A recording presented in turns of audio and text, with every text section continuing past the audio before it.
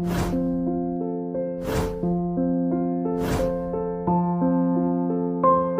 Hi everyone, welcome back to my channel again with a new podcast, new video. और आज हमारे साथ हैं डॉक्टर शशि मोर्गन, जो कि एक एफएमजी हैं। और एफएमजी के साथ साथ इन्होंने फर्स्ट अटेम्प्ट में नीट पीजी मतलब बहुत ही एक अच्छा रैंक से क्वालिफाई किया है।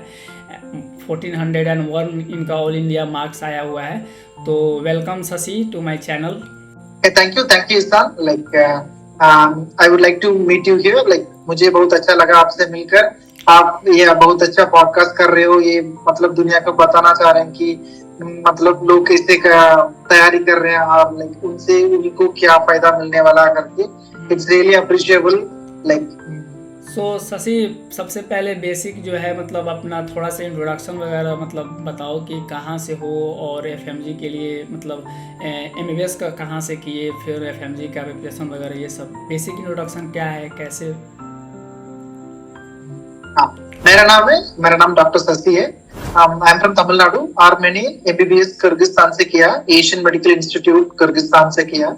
मैं 2022 में पास हो गया और उसी वक्त मैंने एफएमजी निकला। तो मेरा एफएमजी का स्कोर था 238 था। फिर उसके बाद मैंने दिल्ली में इंटर्नशिप किया।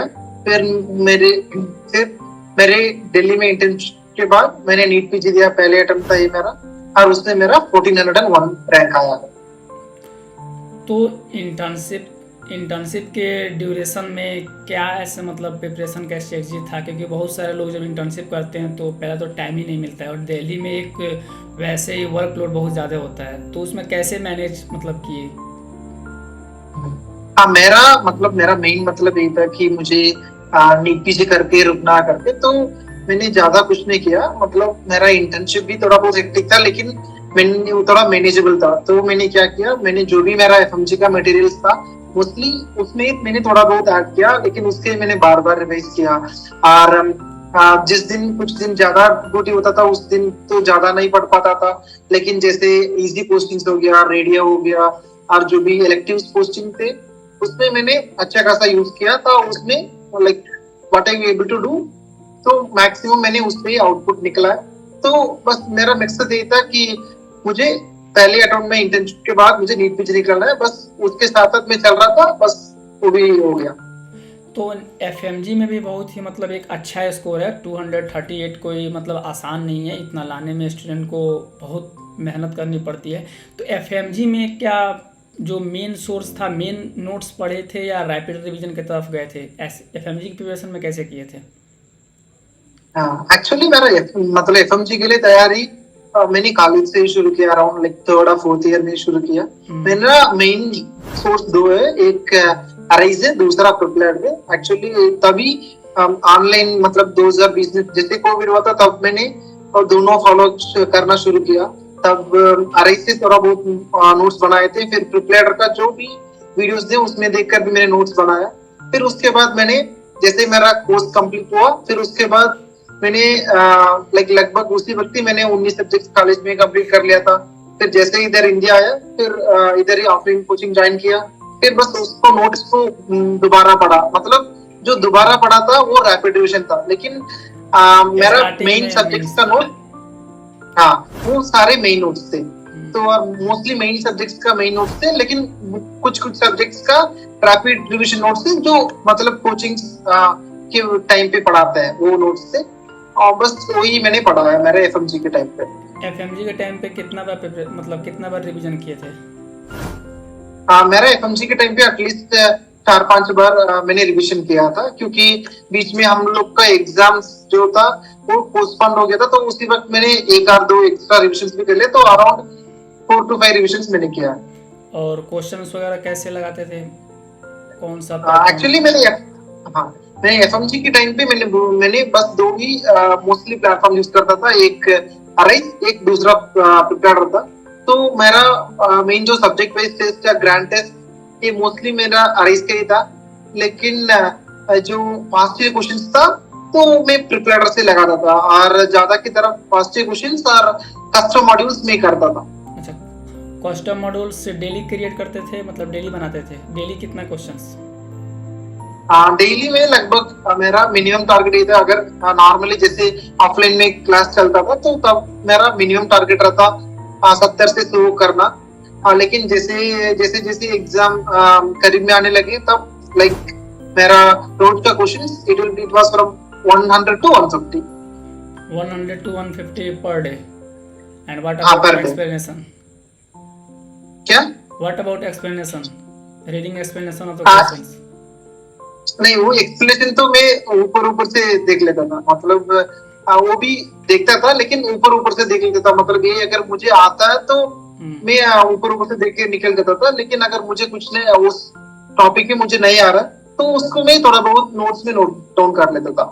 अच्छा, तो बेसिकली एक नॉर्मल स्टूडेंट का जो टाइम टेबल रहता है एफएमजी की प्रिपरेशन जो कर रहे हैं अभी या बहुत अटेम्प्ट जिनका लग गया है, तो आपका कितना रहा है, मतलब टाइम टेबल कितने आवर्स का स्टडी एक आप करते थे पूरे दिन में? मेरा पूरा दिन का स्टडी लगभग 12 to 13 या 13 to 14 आवर्स। मैं सुबह 6 बजे जाता था और 10 बजे जैसे ही बजते तो मैं बाहर निकल जाता था। तो like it was from morning 6 to 10, तो लगभग 13 to 14 आवर्स के आसपास। बीच में दो लंच या सारे ब्रेक्स मिलाकर 13 आवर्स लगभग में पढ़ता था। तो इन नॉर्मल एक एफएमजी के कोई भी student if he is going to prepare then 12 to 13 hour is enough for him. हाँ बिल्कुल बिल्कुल सही बात। तो अभी बेसिकली जो स्टूडेंट्स आ रहे हैं जो फ्रेशर्स हैं उनको क्या ऐसा सजेशन मतलब दोगे कि उन्हें मेन नोट्स की तरफ पढ़ना चाहिए या अभी रैपिड जा करके करना चाहिए? ऐसा क्या सजेशन करोगे कि अच्छा एक नंबर ला सकें?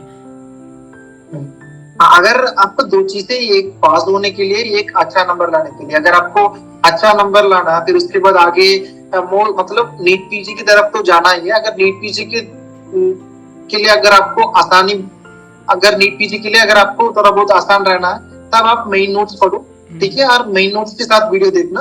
फिर उसके बाद जैसे आपको तैयारी के टाइम आओगे तब उसका कंसाइज वर्जन आपने खुद बनाना, ठीक है। तो पहले जैसे अगर आप 5th ईयर में हो, फाइनल ईयर में हो, जब शुरू करते हैं तो मेन नोट्स पढ़ना। जैसे आप फाइनल के टाइम आओगे तो थोड़ा बहुत शॉर्ट नोट्स बना लेना और एग्जाम की तैयारी तक मेन नोट्स और दोनों नोट्स को जरा देख लेना। बस यही मैं बोलूँ। मतलब नोट्स खुद से जो स्टूडेंट बनाए वो बेटर है एज कम्पेयर टू जो पीडीएफ सर्कुलेट रहता है मार्केट में। हाँ बिल्कुल बिल्कुल। अच्छा, तो इसमें लेक्चर्स वगैरह का क्या मतलब सीन है कि हमें बार बार सिर्फ लेक्चर्स देखने चाहिए या सिर्फ मतलब एक बार लेक्चर देख लिए और फिर नोट्स से उसको पढ़ रहे हैं तो उतना सा एग्जाम निकल जाएगा? लेकिन वो मतलब वो लोगों के हिसाब से डिफरेंट है। लेकिन मैंने जो किया, मैंने बस एक ही बार मैंने वीडियो देखा और फाइनली एग्जाम के पहले जैसे ऑफलाइन क्लासेस होते हैं वो रिविजन किया, बस इतना ही मैंने किया। मैंने कभी नहीं एक सब्जेक्ट का वीडियो मैंने दोबारा नहीं किया। जैसे जैसे नीट पीजी को भी, नीट पीजी के लिए भी मैंने दोबारा पूरा वीडियोस मैंने नहीं देखा क्योंकि मेरे पास वक्त भी नहीं था। बस मैंने लगभग 10 सब्जेक्ट्स का मैंने रैपिड रिवीजन देखा और बाकी सब्जेक्ट्स को तो मैंने मतलब वीडियोस को तो मैं छुआ भी नहीं था। अच्छा, एफएमजी के मोस्टली प्रिपरेशन के लिए चाहे नीट पीजी के प्रिपरेशन के लिए जब एग्ज़ाम होते हैं, जैसे एग्ज़ाम आता है उससे 10 दिन पहले, 1 महीना पहले बहुत सारा डिफरेंट प्लेटफॉर्म्स अपना एक कंसाइज नोट्स करके एक वीडियो करके वो लाती है। जैसे कि प्रेप लेटर पे आता है, मिस्ट पे आता है, डॉक्स पे आता है, राइस पे, हर मतलब डिफरेंट फैकल्टीज अपना डालती है। तो क्या वो एग्ज़ाम में हेल्पफुल होते हैं? क्या वो स्टूडेंट को देखनी चाहिए? हाँ बिल्कुल, मतलब स्टूडेंट्स का तो देखनी चाहिए, लेकिन देखना ऐसे रहना चाहिए कि मतलब एक जो भी सोर्स आप फॉलो कर रहे हैं उसका ही स्टैगनेंट रहना चाहिए। अगर आप फॉर एग्जांपल ट्रिपल कर रहे हो तो ट्रिपल का एलआरआर देख लो। अगर अराइज पे कर रहे हो तो अराइज का वो सीरीज का क्वेश्चन वो देख लेना। अगर आप मिस से कर रहे हो तो वो 25 वाला सीरीज देख लेना। लेकिन स्टिक टू इट, ठीक है ना। ऐसे नहीं कि सब कुछ मुझे करना है करके बैठना है, ठीक है ना। You just choose your source and go with it, ठीक है ना। तो instead of going multiple times with the different source, so choose a source and go with it. अच्छा, मोस्टली जो एफएमजी की प्रिपरेशन में गलतियां होती हैं तो क्या स्टूडेंट गलती करते हैं? इस पर कुछ आइडिया है? जैसे कि तुम अपनी प्रिपरेशन में नहीं किए हो जिसकी वजह से फर्स्ट अटेम्प्ट में रिजल्ट हो गया, तो दूसरे कोई गलती करता है, उसमें क्या ऐसा लगता है कि स्टूडेंट गलती करते हैं? क्या ऐसा बताना चाहोगे टिप्स वगैरह? अगर मुझे पूछोगे तो स्टूडेंट्स नोट्स और वीडियोस देखने में तो सही करते हैं, लेकिन जो क्वेश्चन करते हैं और जीटी करते हैं बस उसमें ही ज्यादा की तरफ गलतियां होती हैं। क्योंकि जैसे क्वेश्चन मतलब कुछ लोग मतलब मोस्टली लोग होते हैं जो क्वेश्चन करने पे थोड़ा बहुत डरते हैं, और कुछ लोग तो क्वेश्चन भी कर लेते हैं लेकिन जीटी देने वक्त उनका माइंड फिट नहीं रहता और उसको माइंड अडाप्शन नहीं होने देते हैं। तो बस उनको मैं यही बोलूंगा कि क्वेश्चन सॉल्व करते रहो, नोट्स भी चाहिए, उससे ज्यादा तो आपको क्वेश्चन चाहिए, क्योंकि एग्जाम क्वेश्चन नहीं सॉल्व होगा। और जीटी देते रहो, जीटी दोगे तभी आपको एग्जाम का रियल सिमुलेशन होगा और एग्जाम में आप अच्छे कर सकते हो, क्योंकि एग्जाम के टाइम पे आप अंडर प्रेशर रहोगे और ये अंडर प्रेशर परफॉर्मेंस आपको पहले से थोड़ा बहुत आइडिया रहेगा, तो आपको ये लास्ट मोमेंट और एग्जाम के टाइम पे बहुत हेल्पफुल करेगा। तो एफएमजी के प्रिपरेशन से लेकर के हम नीट पीजी के मतलब एग्ज़ाम फर्स्ट अटेम्प्ट में निकालने के लिए क्या ऐसा अपना इंटर्नशिप के ड्यूरेशन में हमें करना चाहिए, क्या मतलब स्टेप लेना चाहिए? हाँ, ये सही जवाब means it's a good question. Like मुझे पूछोगे तो उसी टाइम आपको बस बार बार आपको एफएमजी नोट्स मोस्टली देखते रहना चाहिए, और जो भी आपका प्री क्लिनिकल है, फॉर एग्जांपल एनाटॉमी हो गया, बायोकेमिस्ट्री हो गया, फिजियोलॉजी, फार्माकोलॉजी और पैथोलॉजी, इस पे थोड़ा बहुत ज्यादा ध्यान देना, और एक्सक्लूसिवली बायोकेमिस्ट्री, एनाटॉमी और फार्माकोलॉजी, क्योंकि जो बच्चे जो इसको ये 3 सब्जेक्ट्स को भूल जाते हैं, और ये 3 सब्जेक्ट्स है जो रैंक डिसाइडिंग सब्जेक्ट्स है। ठीक है, बस ये मैं बोलूंगा। और जो भी आपका पुरानी नोट्स है मोस्टली उसको ही रिविजन करो, और कोई भी क्यू बैंक्स ले लो और क्यू बैंक से थोड़ा बहुत सॉल्व करते रहना। अगर आपको कुछ लगे कि कुछ एक्स्ट्रा है तो ऐड अपन करना।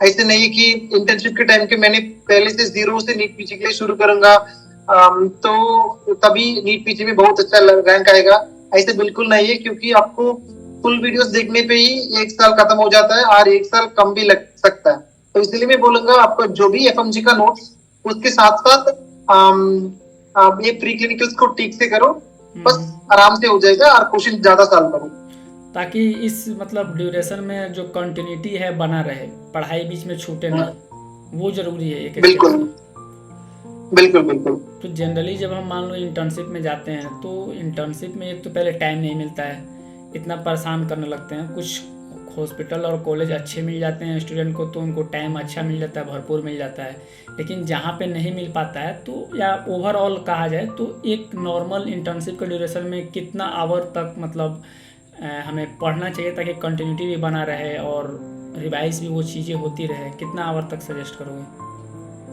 हाँ, मतलब अगर इंटर्नशिप पे ओवरऑल देखोगे ना, मतलब मेनली हर हॉस्पिटल में अगर आप देखोगे तो 90 to 95% हॉस्पिटल में आपका 12 मंथ का ड्यूरेशन में सिर्फ 3 महीने टफ टाइम रहेगा। जो भी मतलब जितना भी टफ हॉस्पिटल है, क्योंकि जैसे आपका मेडिसिन हो गया, सर्जरी हो गया, ओबीजी हो गया, मोस्टली इसमें टफ करते हैं। और हर हॉस्पिटल में छोटा मोटा सब्जेक्ट, कुछ सब्जेक्ट्स में एनेस्थीसिया में ईएनटी पे करते हैं, तो मैक्सिमम 3 से 4 महीने टफ रहेगा।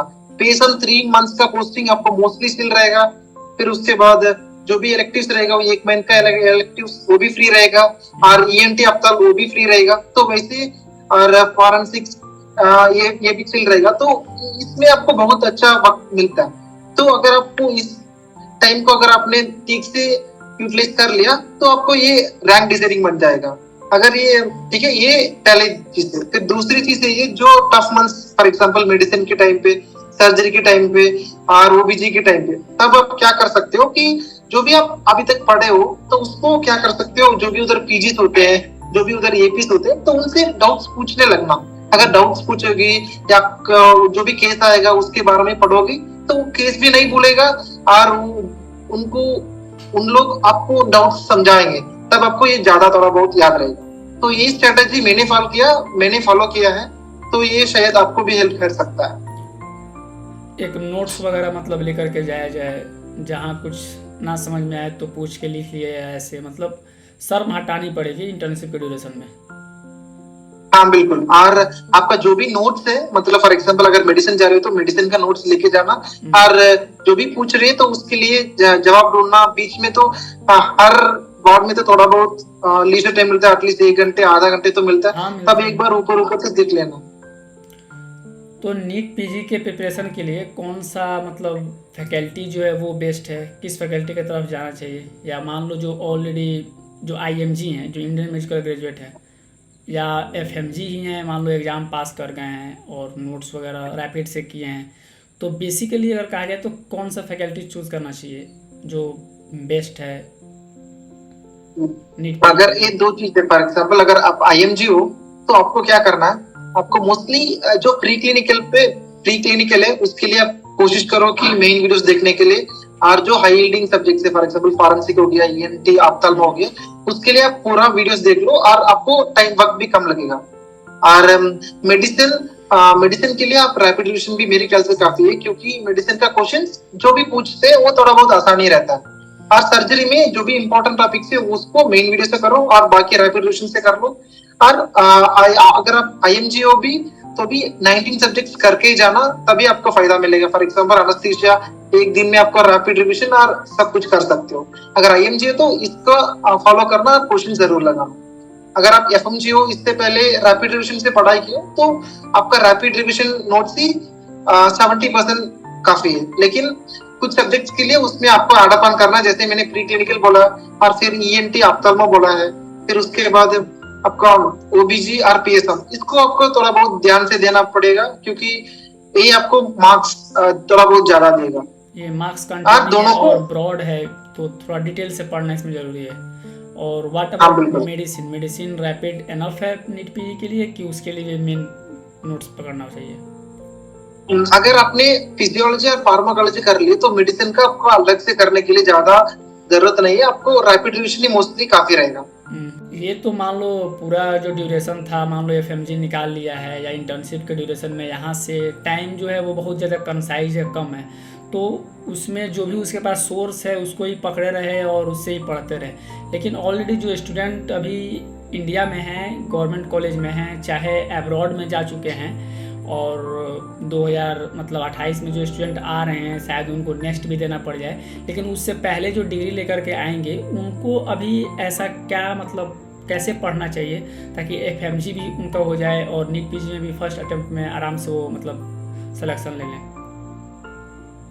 उनके लिए मैं ये बोलूंगा कि पहले 2 साल क्या करना कि थोड़ा बहुत किताबें पढ़ लेना, मतलब जो भी स्टैंडर्ड टेक्स्ट बुक होते हैं तब पहले 2 साल के लिए पढ़ लेना। अगर आप आईएमजी हो, आप तो यूनिवर्सिटी एग्जाम्स के लिए पढ़ना, तो उसके लिए थोड़ा बहुत स्टैंडर्ड टेक्स्ट बुक देख लेना। जैसे आपको थर्ड ईयर पे आते हैं तो थर्ड ईयर से थोड़ा बहुत प्लेटफॉर्म की तरफ मूव ऑन करना शुरू कर लो और उसको सप्लीमेंट रखना, और तभी वीडियो थोड़ा बहुत देखना शुरू कर लो। जैसे आप 5th ईयर तक पहुंचेंगे वो दोनों मतलब पूरा आप खत्म कर सकते हो। तो जैसे पूरा खत्म हो गया आपका 5 साल या जो भी ड्यूरेशन के अंदर, फिर जैसे आप पहले अटेम्प्ट देने के लिए आओगे आपके पास वक्त भी रहेगा और आपके पास एक बेसिक स्टैंडर्ड लोन नॉलेज रहेगा। अगर उसको आपने रैपिड रिवीजन देख लिया और जो भी आपकी पुरानी नोट्स को देख लिया तो आप 6-7 महीने में आराम से उसको प्रॉपरली रिवाइज करके एफएमजी और नीट पीजी आराम से देखकर निकाल सकते हो।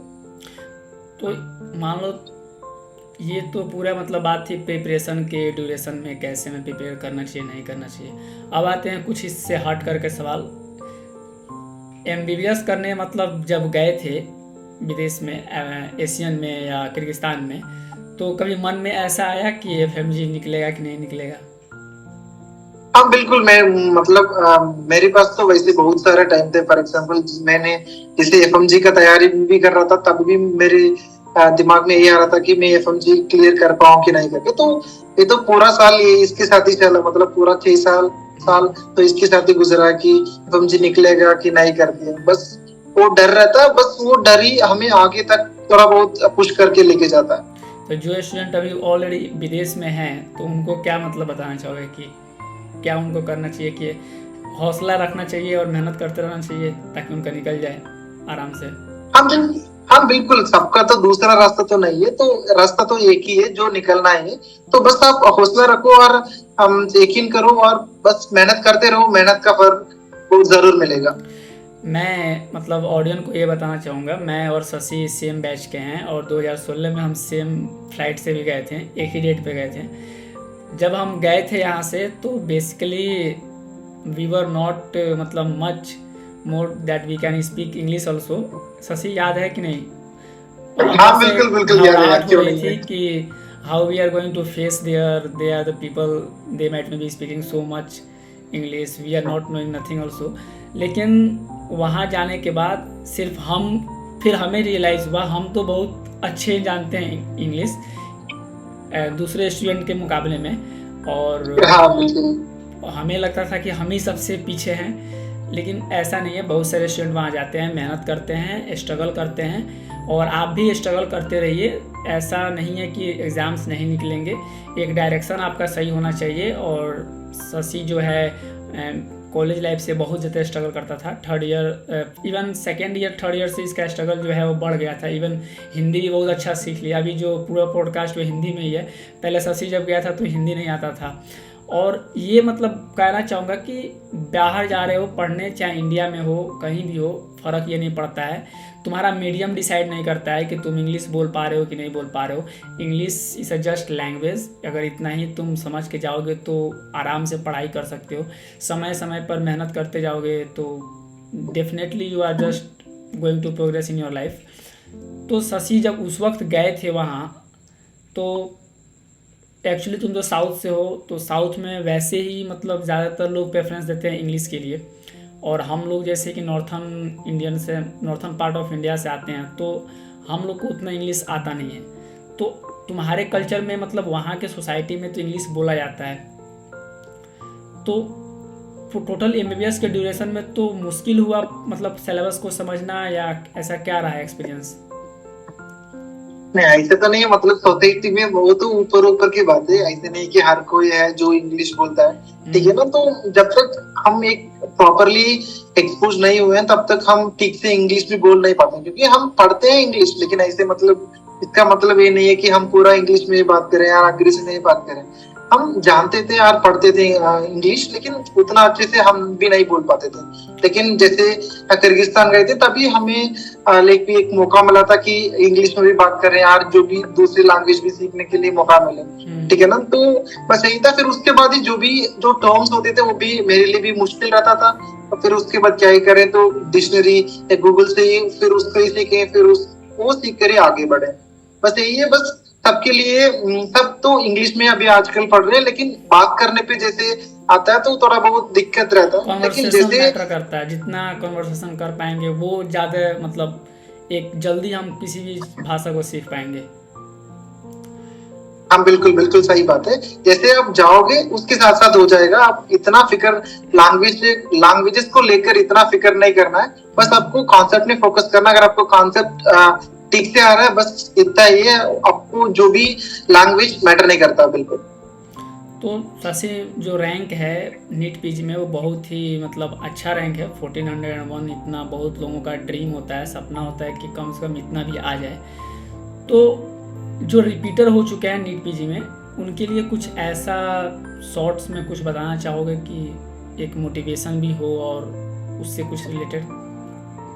हाँ बिल्कुल बिल्कुल। उनके लिए मैं इतना ही बताना चाहूंगा कि आप ज्यादा मतलब लाइक जो भी ज्यादा नहीं पढ़ना, मतलब ज्यादा इन द सेंस कि ये मतलब ये आएगा क्या ये आएगा करके फॉर्म ऑफ मिसिंग आउट पे ज्यादा नहीं पढ़ना। जो आता है बस उसको मतलब जो मोस्ट कॉमनली आता है, जो मोस्टली PVQs होता है, PVT रहता है, उस पे आपको गलती नहीं करना है। हाँ गलती नहीं करना। और जो भी ये प्री क्लिनिकल है इसको आपको होल्ड पे रखना है, ठीक है ना। मतलब इसको आपको पूरी तरह से जानना होगा, क्योंकि इसमें जो भी क्वेश्चन आएगा आपको गलती नहीं करने का है। अगर आप इसमें गलती नहीं करोगे तो आपका अच्छा नंबर आ जाएगा।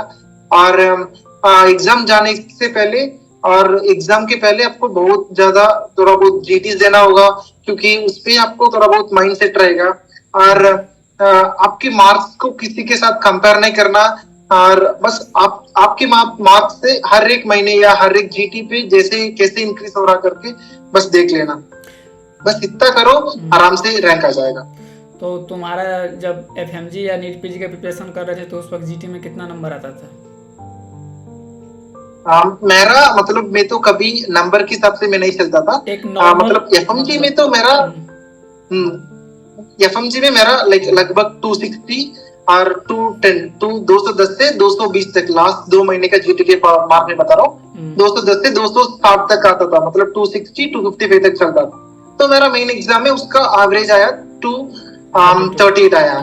वैसे नीट पीजी में नीट पीजी में मेरा मेन गोल यही था कि मुझे सही जितना करना है करके, तो मोस्टली मेरा सही इतने पे रहता था कि 148 से लेकर 158 तक मेरा मैक्सिमम सही करना है करके मेरा रहता था, और मैक्सिमम मैंने किया शायद मैंने 158 किया है, ठीक है, एग्जाम में मतलब मेरा जीटी पे मैं जीटी पे, लेकिन मेरा एग्जाम पे मैंने 166 मैंने कहीं सही किया है। अच्छा। तो मेरा जीटी से मैंने एग्जाम में ज्यादा सही किया है। तो एग्जाम में टोटल 200 का 200 क्वेश्चन टिक किए थे या उसमें कुछ छोड़े भी थे जो डाउट्स वगैरह थे उसमें क्वेश्चन में? ठीक है, एक्चुअली मैंने 199 क्वेश्चन अटेम्प्ट किए थे, उसमें ये क्वेश्चन मुझे कंफ्यूजन था, तो फिर भी मैंने ठीक है चलो करके मैंने डाल दिया, फिर इसलिए मैंने 200 से ये क्वेश्चन मैंने छोड़ा, तो 199 मैंने अटेम्प्ट किया, उसमें मेरा 166 सही हुआ और 33 मेरा गलत हुआ। अच्छा, तो 1401 जो मार्क्स है इस पे क्या डिसाइड मतलब अभी तक किए होगे, क्या ब्रांच लेने वाले हो? नहीं, ड्रीम मुझे क्या तो है? सर्जरी लेना, तो मेरा ड्रीम सर्जरी है, तो यार मैं इतने सर्जरी अच्छे लेने जा रहा नंबर पे सर्जरी जाओगे? हूँ। लोग तो यही बोलते हैं, लेकिन ये ना कि अपना मन का रहता है ना, अगर मैं शुरू से ही ड्रीम था कि सर्जरी लेना है, सर्जन बनना है? हाँ, मुझे सर्जन बनना, तो इसलिए मैं तो सर्जरी लूंगा। कहाँ का मतलब प्लानिंग कर रहे हो, काउंसलिंग वगैरह का क्या? नहीं, अभी तो काउंसलिंग मतलब शुरू हुआ है, तो मेरा प्लान ये है कि मुझे तो दिल्ली में ही करना है, तो मैं दिल्ली में सर्जरी लूंगा। बहुत बहुत मतलब बधाई हो, सर्जरी आराम से मिल जाएगा, इतना बहुत अच्छा रैंक है, और बेसिकली बहुत लोगों के तुम एक मोटिवेशन हो, बहुत सारे यंग जो जूनियर्स हैं स्पेशली, खास करके जो एशियन के हैं वो तो जानते ही होंगे, और बहुत लोगों के इंस्पिरेशन हो तुमसे देख करके सीखते ही हम लोग भी सीख रहे हैं, जो गलतियां हैं अपना सुधार रहे हैं धीरे धीरे, आगे भी हेल्प और सपोर्ट करते रहना। तो मैं व्यूवर से मतलब यही कहना चाहूँगा कि जो भी चीज़ें हैं रिसोर्सेस वगैरह हैं सेम उसी पर ही स्टिक रहिए, और शशि का इंस्टाग्राम पेज वगैरह भी है, तो आप चाहें तो मतलब फॉलो कर सकते हैं, मैं डिस्क्रिप्शन में लिंक वगैरह डाल दूँगा, और मेरे इंस्टाग्राम और यूट्यूब को भी मतलब सब्सक्राइब कर लीजिएगा ऐसे ही नए नए वीडियोस के लिए, और बहुत सारे ऐसा मेडिकल रिलेटेड इंफॉर्मेशन के लिए। तो थैंक यू शशि फिर से, और कॉन्ग्रेचुलेसन कि जल्दी से सर्जन बनो, और देश को एक सर्जन की ज़रूरत है, और मतलब हेल्प करना स्टार्ट करो, पैसा फिर अर्न करना स्टार्ट करो। तो फिर मिलते हैं एक नया वीडियो में। Thanks for watching.